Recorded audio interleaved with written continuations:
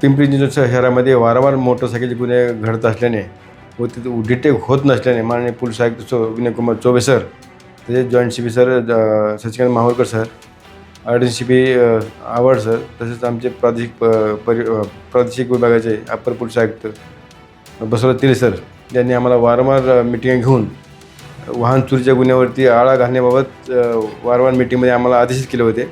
त्या अनुषंगाने माननीय आमचे झोन 4चे डी.सी. मॅडम श्वेता खेडकर यांनी प्रत्येक झोनमधील प्रत्येक पोलिसांच्या मिटिंग घेऊन, डिटेक्शनच्या ऑफिसरच्या मिटिंग घेऊन सदर वाहन चोरीचे गुन्हे घडणार नाहीत व घडलेले गुन्हे त्वरित उघडकीस आणण्याबाबत आम्हाला आदेशित केले होते। त्या अनुषंगाने मी देऊळ पोलिसांमध्ये PSI डोंगरे व PSI हॉलच्या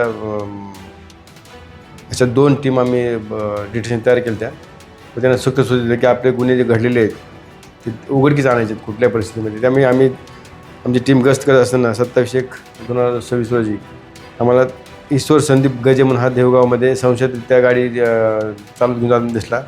त्या ताब्यात घेतलं। त्या ताब्यातली गाडी ही आमच्या देहू रोड पोलिसांच्याच शहर नंबर 22/26 मध्ये चोरी झालेली पल्सर बाईक असल्याचे आढळून आल्याने ते अधिक तपास केला। त्यांनी सांगितले की त्याचे मित्र जे आहेत अनिकेत उर्फ छोट्या संतोष विटकर, तसेच आर्यन उर्फ SP आनंदा राऊत हे राहणार देवगाव, तसेच म्हाळुंगीची मुलं आहेत, हे पण गाडी चोरी करतात।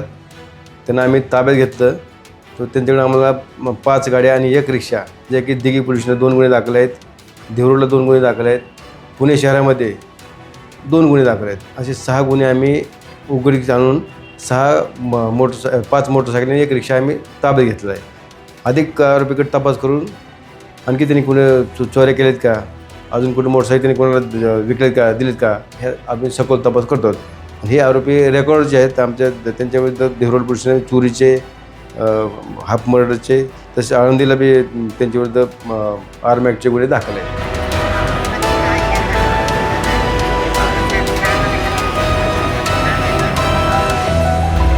मग झालं का, मिटलं का?